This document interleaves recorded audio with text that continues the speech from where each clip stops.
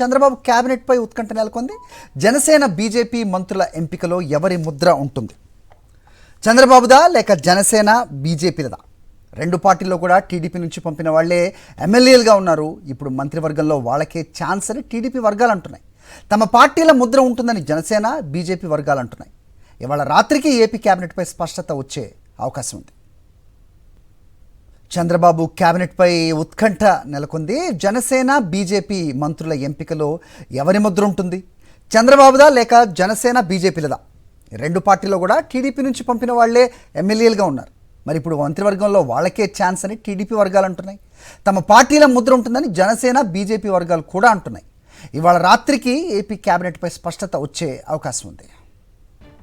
ఇదే అంశంపై అప్డేట్స్ మా కరెస్పాండెంట్ సతీష్ అడిగి తెలుసుకుందాం. సతీష్, చెప్పండి. సో క్యాబినెట్ పై ఒకంత ఉత్కంఠ, ఒకంత అనుమానాలు కూడా వ్యక్తం అవుతున్న పరిస్థితి చూస్తున్నాం మనం. సో ఎవరి ముద్ర ఉండే అవకాశం ఉంటుంది ముఖ్యంగా? ఎందుకంటే జనసేన నుంచి బీజేపీ నుంచి పోటీ చేసిన వాళ్ళలో టీడీపీ నుంచి వెళ్ళిన వాళ్ళు ఉన్నారు. వాళ్ళకే పెద్దపీట వేస్తారా? అలా అయితే కనుక జనసేన బీజేపీ సంగతి ఏంటి మీ దగ్గర ఇన్పుట్స్? చంద్రబాబు ప్రభుత్వంలో మంత్రివర్గంలో ఎవరి ముద్ర ఉండబోతుందన్న ఒక చర్చ సర్వత్రా సాగుతుంది. ఇప్పటికే ప్రధానంగా భారతీయ జనతా పార్టీ, జనసేన పార్టీల్లో ఈ చర్చ ఎక్కువగా ఉంది. ఎందుకంటే వాస్తవానికి అయితే ఎక్కడైనా సరే ఏ రాష్ట్ర ముఖ్యమంత్రి అయినా సరే తన ప్రభుత్వాన్ని ఏర్పాటు చేసుకునేటప్పుడు మంత్రివర్గ ఏర్పాటు అనేది పూర్తిగా తన విచక్షణాధికారం. అయితే ఇక్కడ ఎన్నికల్లో పోటీ చేసినప్పటి నుండి కూటమిగా పోటీ చేశారు కాబట్టి మిత్రపక్షాల అభిప్రాయం మేరకు ఖచ్చితంగా చంద్రబాబు తన క్యాబినెట్ని రూపొందించుకోవాల్సి ఉంటుంది. అయితే మిగిలిన పరిస్థితులకి కూడా ఆంధ్రప్రదేశ్ రాష్ట్రంలో ముఖ్యంగా చంద్రబాబు చేసినటువంటి పొలిటికల్ ఈక్వేషన్లో కాస్త భిన్నమైన పరిస్థితి ఉంది. ఎందుకంటే ఎన్నికల్లో అభ్యర్థులు పోటీ చేసేటప్పుడే జనసేన పార్టీలోనూ భారతీయ జనతా పార్టీలోనూ తన దగ్గర నుండి కొంతమంది అభ్యర్థులు పంపించడం, తన వర్గానికి సంబంధించినటువంటి అభ్యర్థులు అక్కడికి పంపించి వాళ్ళకి సీట్లు ఇప్పించి ఈరోజు వాళ్ళు గెలిచినటువంటి పరిస్థితి. సో ఈ నేపథ్యంలోనే ఇప్పుడు జనసేన నుండి ముఖ్య తెలుగుదేశం పార్టీలో తన క్యాబినెట్లో పూర్తిగా సర్వాధికారం చంద్రబాబుకు ఉంటుంది కాబట్టి అక్కడి నుండి వచ్చేటువంటి మంత్రులందరికీ కూడా పూర్తిగా చంద్రబాబు నిర్ణయం పైన ఆధారపడి ఉంటుంది. జనసేన పార్టీకి సంబంధించి గెలిచినటువంటి 21 మంది ఎమ్మెల్యేల్లో దాదాపుగా 9 నుండి 10 మంది వరకు కూడా తెలుగుదేశం పార్టీ నుండి వెళ్ళిన వాళ్ళు, కొంతమంది ఇతర పార్టీల నుండి వచ్చిన వాళ్ళు, మొదటి నుండి జనసేనలో ఉన్న వాళ్ళు కాకుండా కొత్తగా వెళ్ళిన వాళ్ళు ఉన్నారు. వాళ్ళంతా కూడా చంద్రబాబు సూచన మేరకు అప్పట్లో జనసేన పార్టీకి వెళ్ళినటువంటి వాళ్ళు ఉన్నారు. అదేవిధంగా భారతీయ జనతా పార్టీలో కూడా కామినేని శ్రీనివాస్ దగ్గర నుండి సుజనా చౌదరి వరకు, విష్ణు కుమార్ రాజు వరకు ఇలా మొత్తం అందరూ కూడా కొత్తగా ఆ పార్టీలోకి వెళ్ళి ఆ సీట్లు సాధించుకొని చంద్రబాబు కోట, అటు అనపర్తి రామకృష్ణారెడ్డి గారిని, ఇటువంటి వాళ్ళందరూ కూడా ఉన్నారు. సో వీళ్ళు ఇప్పుడు మంత్రి పదవుల కోసం వీళ్ళు కూడా ప్రయత్నిస్తూ ఉన్నారు. చంద్రబాబు అనుభవం దృష్టిలోనో లేకపోతే కులాల సమీకరణ దృష్టితోనో వాళ్ళని పికప్ చేస్తారేమో అన్న ఒక చర్చ సాగుతుంది. అయితే జనసేనకి సంబంధించి మాత్రం ఇప్పటికే పవన్ కళ్యాణ్కి డిప్యూటీ సీఎంగా పవన్ కళ్యాణ్ బాధ్యతలు చేపట్టడం కోసం మంత్రివర్గంలో స్థానం కోసం ఖరారయ్యారు. దాదాపుగా జనసేన కూడా ఈ సమాచారాన్ని ధృవీకరిస్తున్నారు. అయితే మిగిలినటువంటి మంత్రులు ఎవరు ఉంటారు? ఎందుకంటే తెలుగుదేశం పార్టీని వెళ్ళినటువంటి మండల బుద్ధప్రసాద్ కానీ, అదే తెలుగుదేశం పార్టీని వెళ్ళినటువంటి పులవర్తి ఆంజనేయులు కానీ, తెలుగుదేశం పార్టీలో చేరాలనుకొని మళ్ళీ జనసేనకి వెళ్ళినటువంటి అరణ్య శ్రీనివాసులు కానీ, ఇటువంటి వాళ్ళంతా కూడా మంత్రి పదవులు ఆశిస్తూ ఉన్నారు.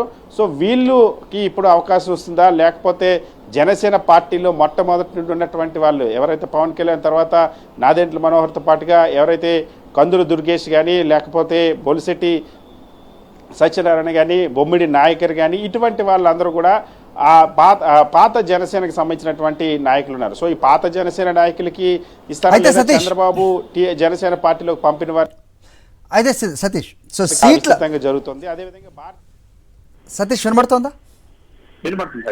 యా. సో సీట్ల విషయంలో ఎలా రాజీకి వెళ్ళిన పవన్ కళ్యాణ్ అంటే ఎలాంటి పొరపక్షాలు లేకుండా 21 సీట్లకే పరిమితం అయ్యి, సో ఏదైతే కూటమికి ఆయన బైండ్ అయి ఉన్నారో అదే పరిస్థితి ఇప్పుడు మంత్రుల విషయంలో కూడా నెలకొంటే గనక సో ఎవరికి ఛాన్స్ వెళ్ళే అవకాశం ఉంది? అంటే ఖచ్చితంగా మీరు చెప్పినట్టు పేర్లలో ఈ జనసేనకి సంబంధించిన నేతలకి మంత్రి పదవులు వచ్చే అవకాశం లేకపోలేదా అంటే ఏం చెప్తారు? చాలా స్పష్టంగా ఇందులో 3 మంత్రివర్గ కూర్పులో ప్రధానంగా 3-4 అంశాలు ఆధారపడి ఉంటుంది. ఒకటి, జనసేనకు సంబంధించినటువంటి నాయకుడు పవన్ కళ్యాణ్, జనసేన సంబంధించిన అధ్యక్షుడు, ఆయన ఏ జిల్లా నుండి ఏ సామాజిక వర్గానికి సంబంధించిన నాయకుడికి మంత్రి పదవి ఇవ్వాలని ప్రతిపాదిస్తారు. ఆ ఈక్వేషన్ కి చంద్రబాబు అనుకున్నటువంటి తన టీడీపీ మంత్రివర్గ సభ్యులకి సంబంధించిన ఈక్వేషన్ కుదురుతుందా లేదా అన్న అంశం ఒకటి.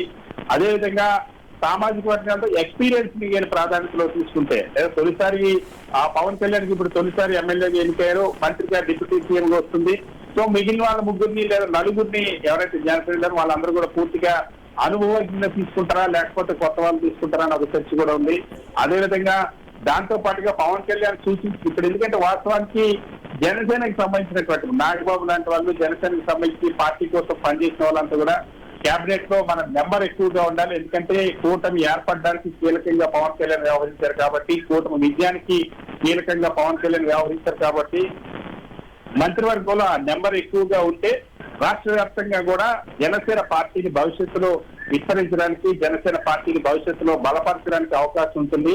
సో అందుకోసం అని చెప్పి ఈ నెంబర్ ఎక్కువ కావాలని కోరుతున్నటువంటి సందర్భం ఉంది. సో ఇటువంటి నేపథ్యంలో ఏం జరగబోతుందని ఒక ఉత్కంఠ ఉంది. అయితే చంద్రబాబు పవన్ కళ్యాణ్ మధ్య అవగాహన కొద్ది ముందు మంత్రి పదవుల విషయంలో ఎక్కువ చర్చ లేకుండా, ఎక్కువ సందిగ్ధత లేకుండా నిర్ణయం తీసుకుంటారా లేకపోతే ఏ విధంగా చేస్తారన్న అంశంపై ఇంకా స్పష్టత రావాల్సినటువంటి అవసరం ఉంది హరి. సో ఈ రోజు సాయంత్రం అటు బీజేపీలో కూడా ఇదే పరిస్థితి ఉంది. కామినేని శ్రీనివాస్ గాని, సుజరాజ్ చౌదరి గాని, నల్లమిల్లి రామకృష్ణారెడ్డి గాని, విష్ణు కుమార్ రాజు గాని అంతా చంద్రబాబుతో అత్యంత సన్నిహితంగా ఉన్నటువంటి వాళ్ళు. అదేవిధంగా ఆదినారాయణ రెడ్డి తెలుగుదేశం పార్టీ నుంచి వెళ్ళినటువంటి వ్యక్తి. ఒక్క బీజేపీకి సంబంధించి గెలిచినటువంటి ఎమ్మెల్యేలో సత్యకుమార్, పార్థసారథి మినహా మిగిలిన వాళ్ళంతా కూడా తెలుగుదేశం పార్టీతో కలిసి ఉన్న వాళ్ళు, తెలుగుదేశం పార్టీ నుంచి వెళ్ళిన వాళ్ళు, లేదా చంద్రబాబుకి సంబంధించి అత్యంత సన్నిహితంగా ఉన్న వాళ్ళే. సో వీళ్ళని ఎంపిక చేస్తే వీళ్ళ ముద్ర ఉంటుంది సుజనాథ్ చౌదరి దగ్గర అంతా కూడా.